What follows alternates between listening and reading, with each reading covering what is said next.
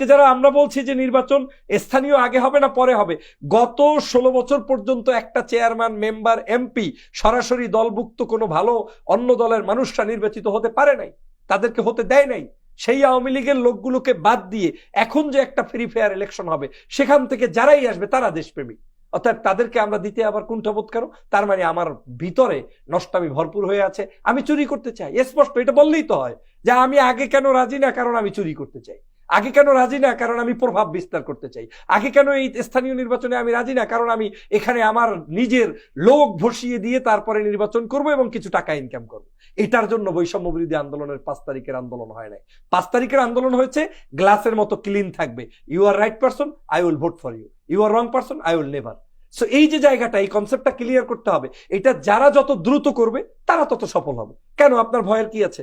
বাংলাদেশের বড় বড় রাজনৈতিক দলকে আমি তো বারবার বলেছি বিভিন্ন শোতে, যে বিএনপি আছে, জামাত আছে, হেফাজত, চরমনাই, অন্যান্য আরো ছোট বড় রাজনৈতিক দল আছে, প্রত্যেকেই যার যার জায়গা থেকে আপনি আপনার ভালো মানুষগুলোকে প্রার্থী দিন, দেখবেন আপনার লোকই ওখানে জয়যুক্ত হয়ে আসবে। যারা এখনো আওয়ামী লীগের ফ্যাসিজমের সুশীলগিরি করতে গিয়ে তাদের পদলোহন করছে, তাদেরকে বিভিন্ন জায়গায় আশ্রয় প্রশ্রয় দিচ্ছে, এটা জনগণ চায় না। এদেশের জনগণ কি চায় জানেন? এদেশের জনগণ আওয়ামী লীগ শুনতেই চায় না। এই আওয়ামী লীগের ভালো ভার্সন, মধ্যম ভার্সন, উত্তম মাধ্যম, এইগুলো কোনো কিছু শুনতে চায় না। আওয়ামী লীগের আবার ভার্সনই হতে পারে না।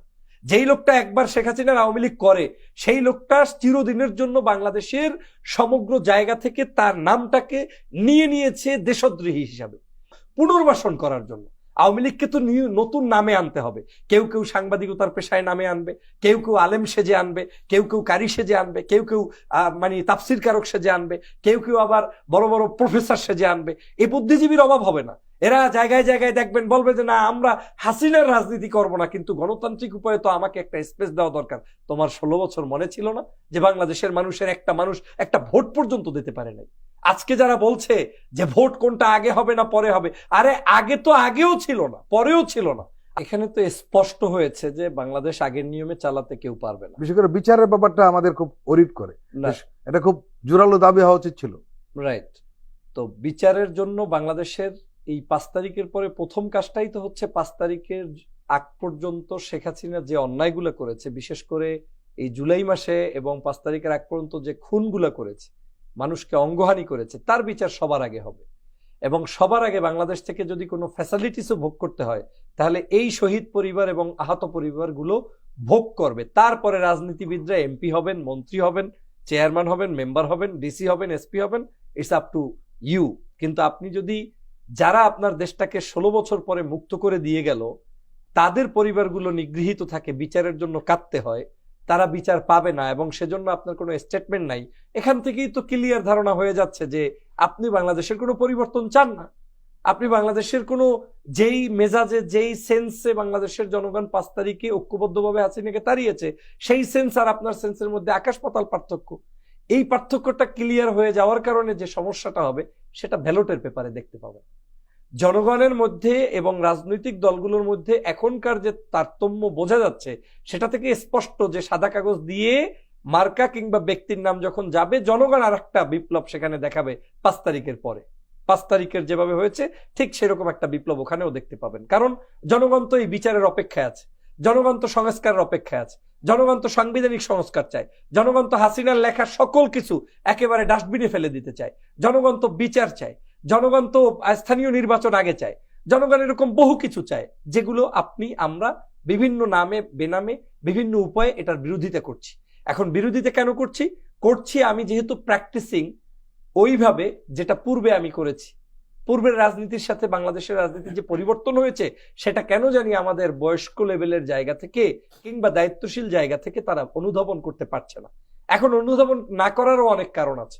16 বছর বাংলাদেশে ইলেকশন হয় নাই, উনি জানে না যে ওনাকে এখন দাঁড়াইলে কয়টা ভোট দিবে। উনি ব্যালট পেপারের হিসাব ওনার কাছে নাই। উনি 16 বছর আগে নির্বাচন করছে, সেইখানে একটা জনগণের এক ধরনের টার্গেট ছিল, যেমন আমাকে আওয়ামী ঠেকাতে হবে। আওয়ামী লীগ ঠেকাতে গিয়ে কি করতে হবে? ওই বাংলাদেশের সব জামাত, হেফাজত, চরমনাই বলেন, ওই ইসলামী পন্থী লোক বলেন, বিএনপির সাথে গিয়ে জোয়ার দাও। এই যে একটা অপশন ছিল, সেই অপশন তো শেষ 5 তারিখের পরে। বাংলাদেশে এখন আর কেউ আপনার নারায়ে তাকবীরের স্লোগান দিয়া আর ধর্ম বিক্রি করে ভোট চাইলেই আপনাকে ভোট দেবে এমনটা না। আবার কেউ আপনার জাতীয়তাবাদের স্লোগান দিয়ে আপনি ভোট চাইলেই ভোট দেবে এমনটা না।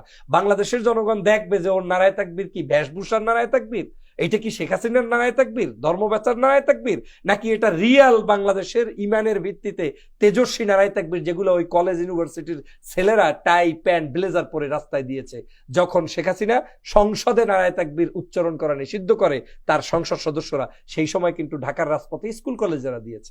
অতএব সেই চেতনাটা যারা লালন করতে পারবে তারা কিন্তু বাংলাদেশের আগামীর রাজনীতিতে সাইন করতে পারবে। আপনি দেখেন বাংলাদেশের জনগণ আসলে কি চায়। জনগণ চায় যে জনগণের সেবক হতে হবে। আপনি লক্ষ্য করেন জনগণ কি চায় সেটা তো 5ই আগস্ট বলে দিয়েছে, রাইট। আবার নতুন করে কি চাইবে? রাইট। আমার এই বাংলাদেশে 5 তারিখে সরকার আমরা যেটা এখন গঠন করেছি, 5 তারিখে হাসিনা পতনের পরে তখনই ডিসিশন দিয়ে পৃথিবীর মধ্যে সবচাইতে বেশি ম্যান্ডেট প্রাপ্ত গভর্নমেন্ট হচ্ছে বর্তমান ডক্টর মোহাম্মদ ইউনূস সাহেব, এই নোবেল লরিয়েট ইউনূস সাহেবের গভর্নমেন্ট। এরকম আর কোনো গভর্নমেন্ট পৃথিবীতে নাই যে সমগ্র জাতি গোষ্ঠী, হিন্দু মুসলিম বৌদ্ধ খ্রিস্টান, নায়ক শিল্পী সাহিত্যিক ইমাম কারি মুয়াজ্জিন সবাই মিলে বলেছে যে আপনারা দেশটাকে চালাবেন। এখন কি জন্য চালাবেন? খেলাধুলা করার জন্য? আপনি এখানে ওই বর্জীয় রাজনীতি এস্টাবলিশ করার জন্য? পূর্বের রাজনীতিবিদরা কি বলবে সেগুলো করার জন্য? এখানে সরকারকেও কিন্তু একটা জিনিস রোল প্লে করতে হবে, সেটা হচ্ছে তারা কি জনগণের সরকার নাকি পূর্বের রাজনীতিবিদের সরকার? বাংলাদেশের জনগণ এখন আর ওই রাজনীতিবিদের রিপ্রেজেন্ট হিসেবে এদেরকে দেখতে চায় না, সরকারকে দেখতে চায় জনগণের রিপ্রেজেন্ট হিসেবে। তো জনগণের রিপ্রেজেন্ট হিসেবে আমরা 5 তারিখে সিদ্ধান্ত দিয়ে দিয়েছি সবাই মিলে যে আমরা একটা ফেসিবাদ থেকে মুক্ত পেয়েছি, নতুন ফেসিবাদে ঢুকবো না। আমরা বাংলাদেশকে নতুনভাবে গড়ব, যেই বাংলাদেশ হবে সোনার বাংলাদেশ, যেই বাংলাদেশ হবে আসলেই বৈষম্যহীন একটি সুন্দর বাংলাদেশ। এবং সেটা করার জন্য দুঃখ হলেও বলতে হচ্ছে যে আমাদের কিছু কিছু রাজনীতিবিদ অবশ্যই ফেল করেছে। এবং এটা বুঝবেন, আমি আপনাকে চ্যালেঞ্জ ছুড়ে দিলেও আমি কখনোই এটা আমার বিশ্বাস যে আমি আশাহত হব না। নির্বাচনী মাঠে এই ব্যক্তিরা অবশ্যই ধরা খাবে, যারা ভারতীয় আধিপত্যবাদের এই জিনিসটাকে এখনো কাঁধে নিয়ে নিয়ে ঘুরছে, যারা এখনো আওয়ামী লীগের ফেসিজমের সুশীলগিরি করতে গিয়ে তাদের পদলোহন করছে, তাদেরকে বিভিন্ন জায়গায় আশ্রয় প্রশ্রয় দিচ্ছে। এটা জনগণ চায় না। এদেশের জনগণ কি চায় জানেন? এদেশের জনগণ আওয়ামী লীগ শুনতেই চায় না। এই আওয়ামী লীগের ভালো ভার্সন, মধ্যম ভার্সন, উত্তম মাধ্যম, এইগুলো কোনো কিছু শুনতে চায় না। আওয়ামী লীগের আবার ভার্সনই হতে পারে না। যেই লোকটা একবার শেখ হাসিনার আওয়ামী লীগ করে, সেই লোকটা চিরদিনের জন্য বাংলাদেশের সমগ্র জায়গা থেকে তার নামটাকে নিয়ে নিয়েছে দেশদ্রোহী হিসাবে, এবং এটা প্রমাণ হয়েছে 16 বছরে। আপনি যদি তাই না হয়, 5ই আগস্টের পরেও কিন্তু প্রমাণ হচ্ছে তাদের মধ্যে কোনো অনুশোচনা নেই। নেই। আপনি এখন যদি বাংলাদেশের জনগণকে আপনি দেখেন, যে আমাকে অনেকে বলে যে কিছু তো ভালো আওয়ামী লীগ আছে, আমি বলি কিছু ভালো আওয়ামী লীগ আছে, ওরে প্রথম কোশ্চেনটা করেন, do you love Sheikh Hasina or not? ও যদি আনসার করে হ্যাঁ আমি শেখ হাসিনাকে ভালোবাসি, ও তো টাটকা মুনাফিক। কারণ এগুলো একটাও আওয়ামী লীগ, এই দেশে শেখ হাসিনা ছাড়া কোনো আওয়ামী লীগ নাই। আর শেখ হাসিনা ছাড়া যেহেতু আওয়ামী লীগ নাই, তার মানে সেই আওয়ামী লীগ এই দেশের জনগণের আওয়ামী লীগ না। কারণ শেখ হাসিনা তো আজকের মানুষকে ধ্বংস করেছে, মানুষকে হত্যা করেছে, মানুষকে নির্বিচারে বিভিন্নভাবে জুলুম অত্যাচার করেছে। অতএব এটা হচ্ছে সুশীলদের একটা কাজ, কেন? পুনর্বাসন করার জন্য। আওয়ামী লীগকে তো নতুন নামে আনতে হবে। কেউ কেউ সাংবাদিকতার পেশায় নামে আনবে, কেউ কেউ আলেম সেজে আনবে, কেউ কেউ কারি সেজে আনবে, কেউ কেউ মানে তাফসির কারক সেজে আনবে, কেউ কেউ আবার বড় বড় প্রফেসর সেজে আনবে। এই বুদ্ধিজীবীর অভাব হবে না। এরা জায়গায় জায়গায় দেখবেন বলবে যে না আমরা হাসিনার রাজনীতি করব না, কিন্তু গণতান্ত্রিক উপায়ে তো আমাকে একটা স্পেস দেওয়া দরকার। তোমার 16 বছর মনে ছিল না যে বাংলাদেশের মানুষের মানুষ একটা ভোট পর্যন্ত দিতে পারে নাই?